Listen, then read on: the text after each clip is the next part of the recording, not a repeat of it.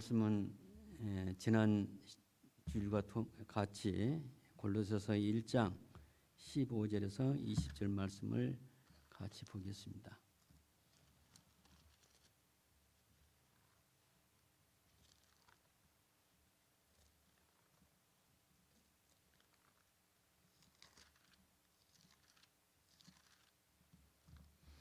역시 저와 같이 한 절씩 교독하겠습니다.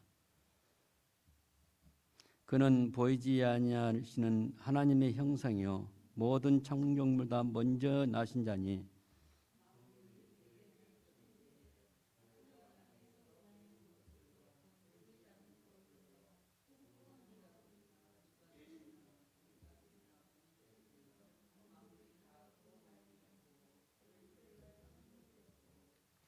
또한 그가 만물보다 먼저 계시고 만물이 그 안에 함께 서느니라.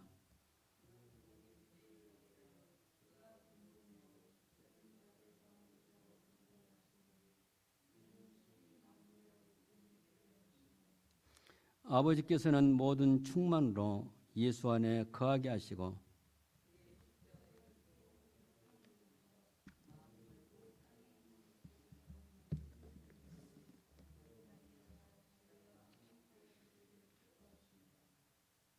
아멘. 오늘은 지난 시간의 제목과 달리 하나님의 형상 예수 그리스도, 다시 말하면 하나님 자신이다 그 말입니다. 오늘 우리는 예수 그리스도에 대한 우리의 신앙 고백을 분명히 해야 합니다. 흔히 우리 이런 말을 많이 들어봤습니다. 예수냐 허무냐, 예수냐 세상이냐, 둘 중에 하나 선택하는 것이 필요합니다. 예수님을 선택한 사람은 하나님 나라를 선택하는 것이고, 세상을 선택한 사람은 장차 사탄과 함께 벌받을 지옥을 선택하는 것입니다. 예수님을 어떤 분으로 고백하느냐, 거기에 따라서 그 영혼에 가는 방향이 결정되기 때문입니다. 바울은 본문에서 그것을 분명히 하고 있습니다.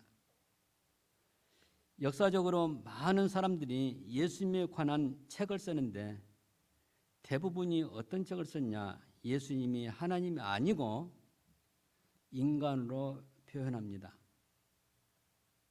1863년 프랑스의 언어학자인 어네스트 르낭이라는 사람이 있습니다. 이 사람이 예수전을 쓰는데 이 예수전이라는 말은 예수님에 대한 인물전입니다. 그런데 그 예수전의 내용이 어떻게 됐냐면 하나님이란 사실을 쏙 빼버리고 그저 한 인간으로만 묘사합니다. 물론 이 사람이 이 예수님 썼을 때 마태복음, 마가복음, 누가복음, 요한복음을 다 읽어봤을 것입니다. 그 중에서 하나님에 관계된 하나님의 아들이란 말이라든가 예수님이 오병이의 기적을 행했다든가 또 병자를 치료했다든가 이런 것을 다 빼버리고 그저 착한 일만 하는 선생으로서 예수님만 그려낸 것입니다.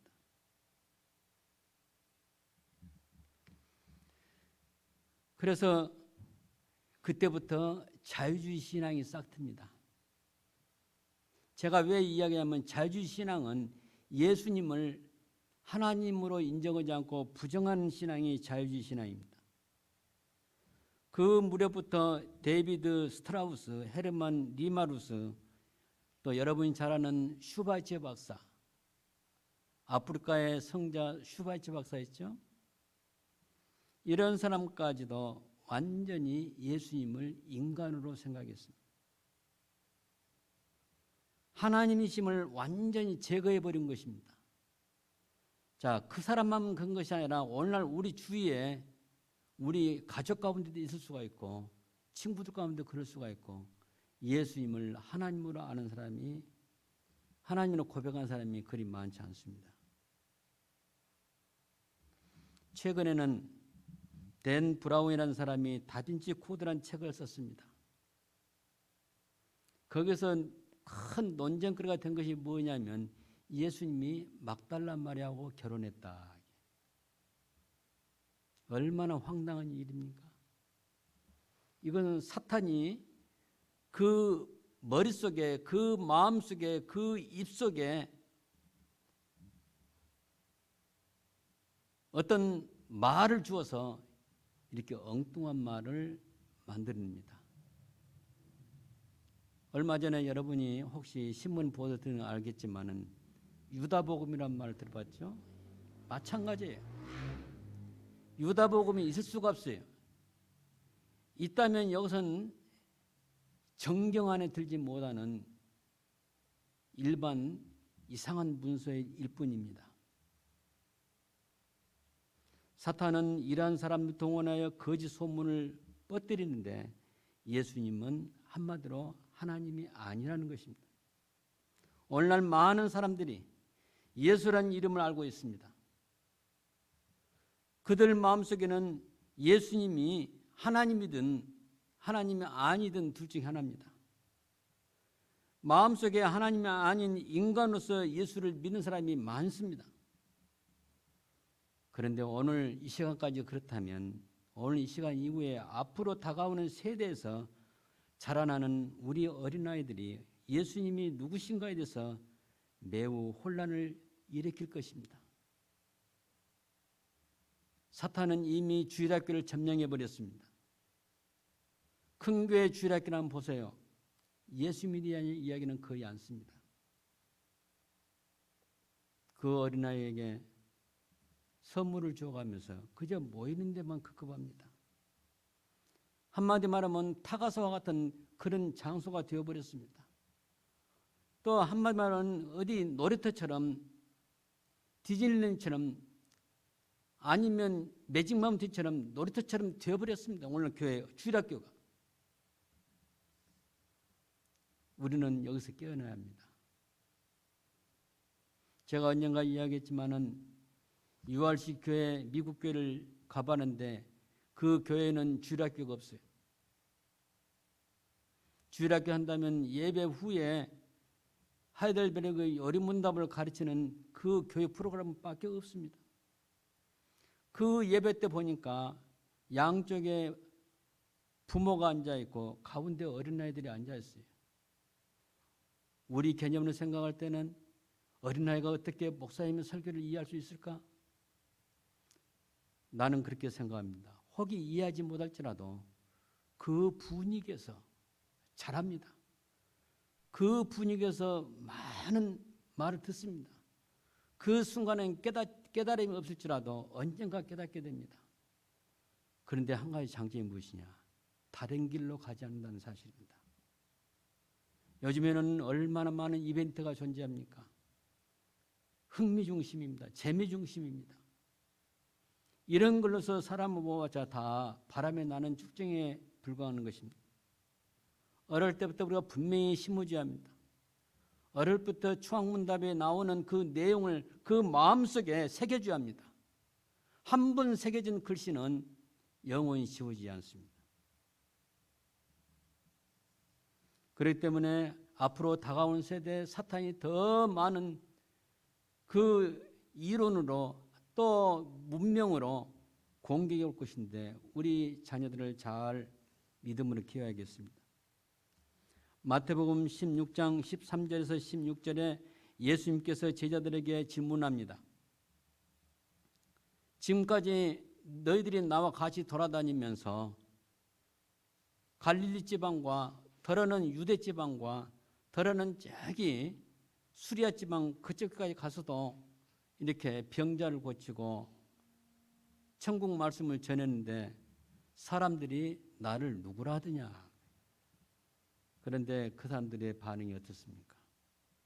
예레미야나 엘리야나 선지자 중에 하나라고 합니다. 이 말은 곧 무슨 말이냐면 아직 예수님이 하나님인 것을 모른다 그 뜻이에요. 아직 예수님이 선지자처럼 한 우리와 똑같은 인간이라는 것을 말해주는 것입니다.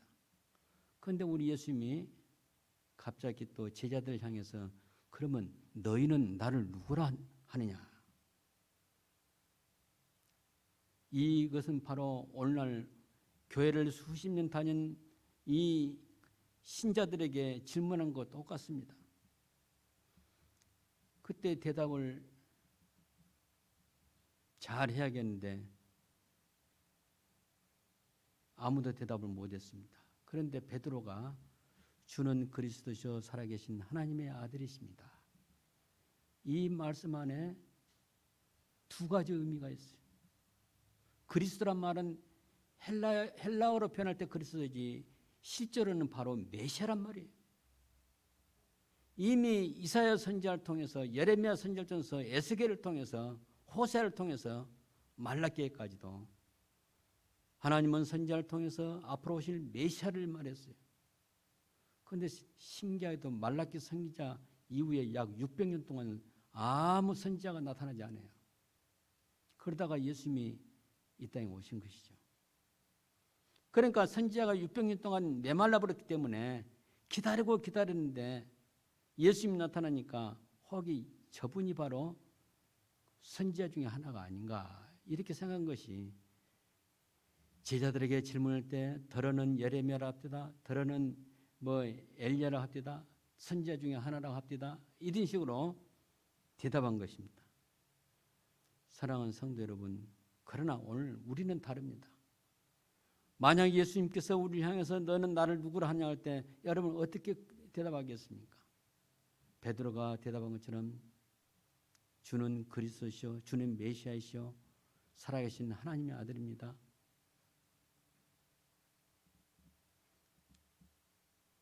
살아계신 하나님의 아들이란 말은 하나님이란 말이에요.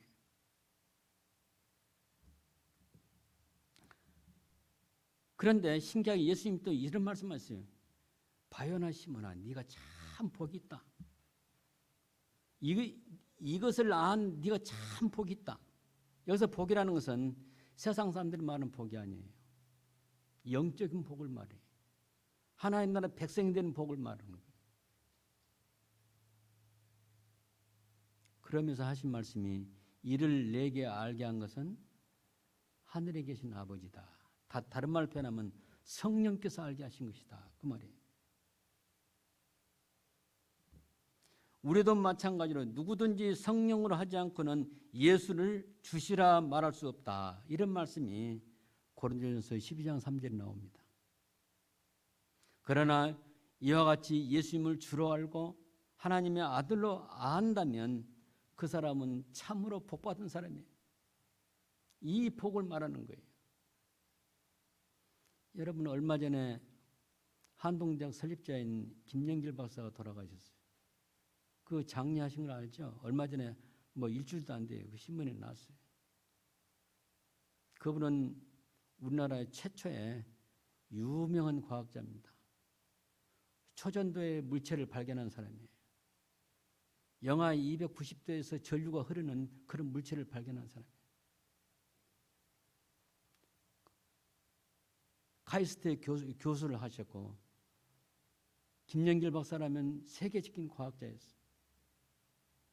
그분이 한동대학을 세웠어요. 한동대학을 세웠을 때 한동대학의 이념이 무엇입니까? 모두가 다 하나님을 믿는 대학생을 만들고 하는 거죠. 강의도 영어로 합니다. 세계적인 학교를 만들려는 그 꿈을 갖고 있었습니다. 그런데 그 밑바탕에 무엇입니까? 하나님의 학교. 그 학교에 나온 사람 다 하나님을 만나는 그런 학교.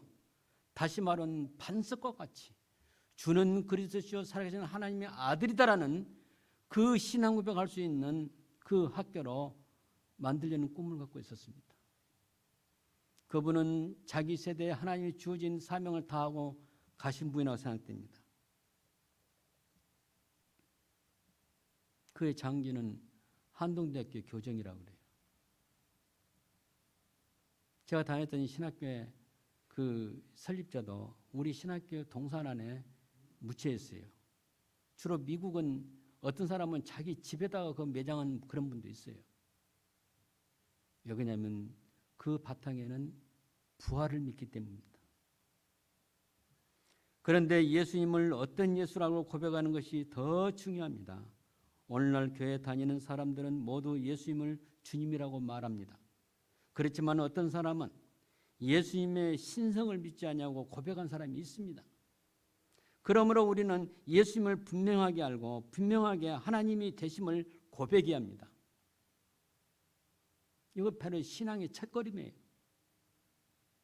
베드로가 고백한 주는 그리스도시요 주는 메시아시요 살아계신 하나님이십니다. 이것이 바로 신앙의 첫 출발이에요.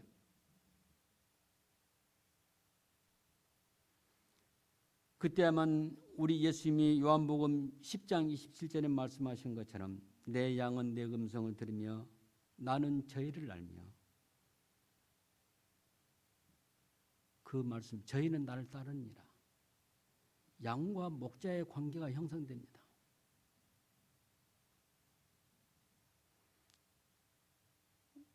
여러분 열천의 비유에서 나오지만은 나중에 온 그 미련한 다섯 처녀가 기름을 준비하고 문을 두드릴 때 우리 예수님이 하신 말씀이 뭐였어요? 그 신랑 되신 분 바로 예수님이신데 나는 너희가 도무지 누군지 알지 못한다 그랬어요.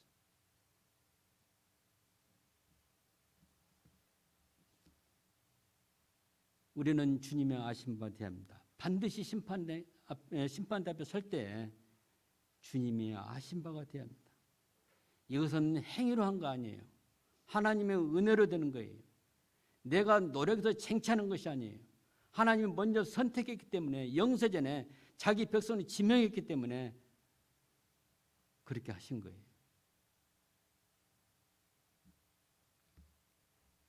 그렇기 때문에 나는 주님의 양으로서 예수님을 알고 예수님은 나의 목자로서 나를 아신 바가 되는 그런 관계가 형성돼야 합니다. 그런 관계를 통해서 하나님의 아버지가 되고 우리는 하나님의 자녀가 되는 거예요. 새 언약의 표현을 말한다면 우리 하나님은 나의 하나님 되고 나는 하나님의 백성이 되는 거예요. 다시 말하면 예수님과 인격적인 관계가 이루어지지 않고 예수님을 나의 주님, 나의 하나님으로 고백할 수 없는 것입니다. 분명하게 알아야 할 것은 예수님을 지식으로 아는 것이 아니라 성령의 도우심으로, 성령의 인도하심으로 인격적으로 예수님을 알아야 합니다. 많은 사람들이 지식적으로 예수님을 많이 알고 있습니다. 그런데 그것은 주님을 못 만난 거예요. 그 다음에 우리 오늘 본문에서 예수님은 보이지 않는 하나님의 형상이라고 나옵니다. 형상이란 말은 무엇입니까? 그냥 어떤 그 형태란 그 뜻이에요. 근데 그래서 그 손으로 만질 수 있는 형태, 이 비슷한 말로 피규어란 말이 있는데 그와 좀 다릅니다. 이 이미지는 형상은 어떤 추상적인 의미가 들어있어요. 이것은 예수님의 신적인 하나님 되심을 말합니다. 로마서 9장 5절에 뭐라고 되었냐면 조상들도 저희 것이요 육신으로 하면 그리스도가 저에게 나셨으니 저는 만물에 계셔 세세의 찬양을 받으실 하나님이시니라. 아멘. 그랬어요. 여러분 얼마나 참 바울이 이렇게 가끔 가다가 이렇게 감기해서 아멘까지 붙이는 거예요. 어떤 하나님이냐? 예수님이 세세에 만물에 계셔서 찬양을 받으실 분이라고 말해요. 저는 이 말씀을 볼 때 어떤 생각이 나냐면 해와 달과 별과 하늘에 나는 새들과 또 산이나 들에 있는 여러 짐승들과 바닷속에 물속에 드는 고기들이 다 합창을 해서 하나님 예수님을 찬양한다 그런 기분이 들어요. 우리 예수님께서 그들을 창조하셨기 때문입니다. 그 다음에 빌립보서 2장 6절에 이런 말이 있습니다. 그는 근본 하나님의 본체시나 하나님과 동등됨을 취할 걸로 여기지 아니하시고 이 말씀 안에 그는 하나님의 본체라고 말하고 있어요. 디도서 2장 13절에는 복스러운 소망과 우리의 크신 하나님 구주 예수 그리스도의 영광을 나타내심을 기다리게 하셨으니 그 예수님을 크신 하나님으로 고백하는 거예요. 요한복음 1장 1절부터 18절까지 여러분 잘 아십니다.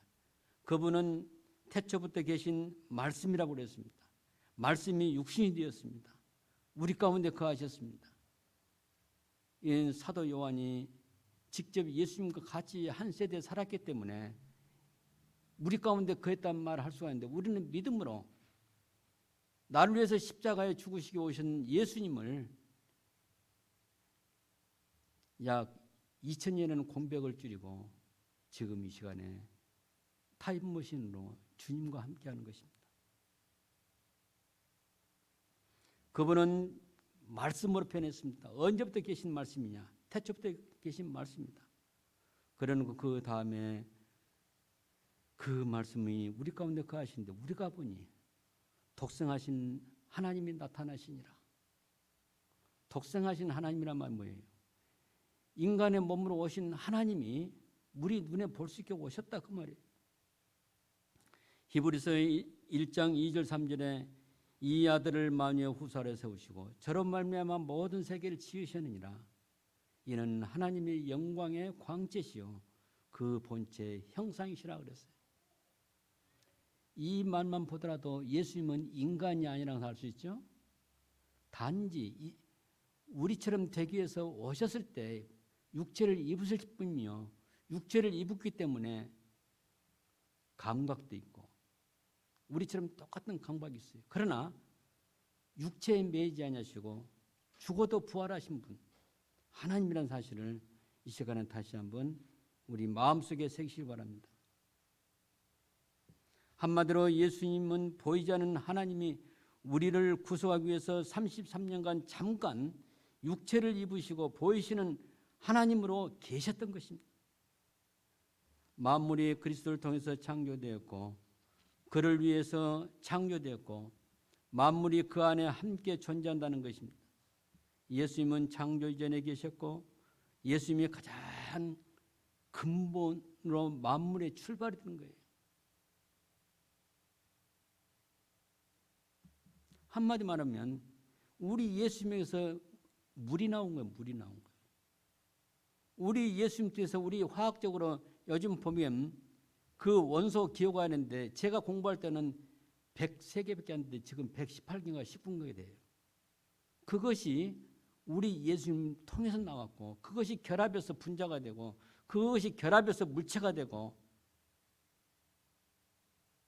수소가 되고 산소가 되고 그런 모든 것이 모든 피조물이 예수님으로부터 나왔다는 거예요. 요한복음 1장 3절에 보면 만물이 그로 말미암아 지은 바 되었으니 지은 것이 하나도 그가 없이는 된 것이 없느니라. 여기서 알 수 있는 것은 예수님이 어떤 분이신가에 대해서 예수님은 창조 당사자이시며 창조의 근원이라는 것을 말해주고 있습니다. 예수님이 신성을 지신 하나님이 아니면 이런 일은 할 수가 없는 것입니다. 오늘 우리는 예수님이 창조주의 하나님을 믿는 것입니다. 이것이 믿음입니다. 지구 위에 있는 만물, 곧 해와 달과 별들, 공중에 나는 새들, 땅에 기어다니고 기고 뛰어다니는 동물들, 바닷속에 있는 수많은 물고기들이 혹은 계곡에 흐르는 물, 숲속에는 나무와 풀, 그들이 피는 꽃들은 주님의 영광을 찬송하는 듯합니다. 그런데 만물보다 거짓되고 심히 부패한 것은 인간의 마음이라 그랬어요. 예레미야서 17장 9절에 나온 말씀입니다. 우리 조상이 에덴에서 불순종하여 하나님의 계명을 어김으로 이 땅에 죄가 들어왔고 죽음이 왔으며 모든 사람이 죄인이 된 것입니다. 인간의 죄 때문에 만물이 고통을 받습니다. 장차 인간과 함께 멸망할 것입니다. 그러나 하나님의 은혜 안에 들어있는 사람은 구속 곧 죄사함을 받음과 동시에 그리스도와 통치하는 새 왕국에 들어갈 것입니다. 오늘 우리가 읽었던 본문 앞에 1장 13절에 우리를 흑암의 권세에서 그의 아들의 나라로 옮기셨으니 여러분 비록 아직 이 자리에 있지만 물리적인 상황으로 볼 때는 2019년 7월 14일 이 가데나에 있지만 우리는 아들의 나라로 옮길 것입니다. 이거 하나님의 약속입니다. 우리는 그걸 소망하며 사는 것입니다. 하루하루 그 소망으로 우리가 살아가는 것입니다. 그 다음에 우리 가장 중요한 것은 예수님이 교회의 머리가 되신다 그 말입니다. 여기서 말하는 건 교회는 무형교회를 말합니다. 무형교회의 왕권을 말하며 최고의 권위를 말합니다. 그리고 죽은 자 가운데서 먼저 나신 자라고 했는데 그러면 예수님이 이전에 태어난 사람은 어떻게 되느냐? 모세도 있고 아브라함도 있고 이삭도 있고 모세 이전에 요셉도 있었고 그 사람은 어떻게 되느냐? 그 사람은 예수님보다 먼저 세상에 왔을 뿐이지 우리와 똑같은 위치에 있는 것입니다. 예수님이 부활의 첫 열매인데 아브라함도 이삭도 야곱도 모세도 또 요셉도 여러 선지자도 구약에 있는 많은 사람들도 예수님에게 붙어 있어서 그 부활의 첫 열매에 이어 두 번째 열매가 될 것입니다. 그럼 우리와 다를 바가 없죠. 사랑하는 성도 여러분, 우리 예수님 말씀할 때 나는 포도나무요 너희는 가지니. 그래서 여기서 보면 포도나무와 가지의 관계는 바로 무엇입니까?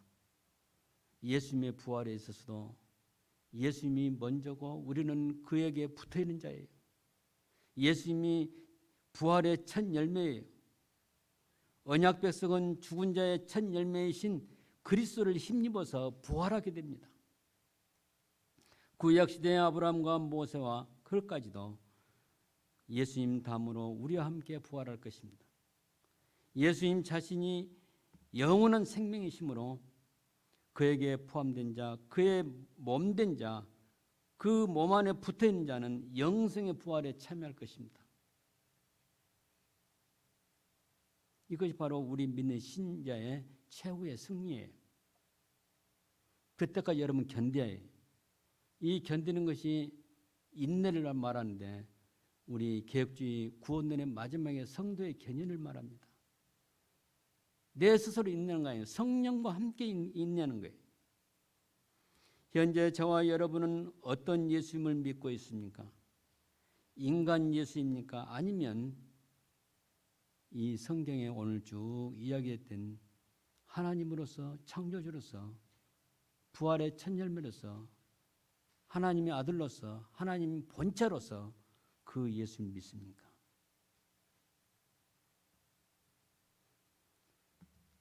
우리 예수님은 만물의 근본이시며 창조의 당사자이십니다. 영원한 생명 자체로서 그에게 붙은 자를 다 마지막에 살릴 것입니다. 여러분은 그 안에 들어있는 거예요. 그에게 붙은 자는 영원한 생명을 약속하셨고 부활을 약속해 주셨습니다. 우리는 그것을 소망하고 살아갑니다. 그 하나님이신 예수께서 지금 여러분 안에 항상 계시기를 바라는 것입니다. 사도 바울이 갈라디아서 2장 20절에 고백한 것처럼 주님이 살아계시는 바로 여러분이 다 되기를 바라는 것입니다. 기도하시겠습니다.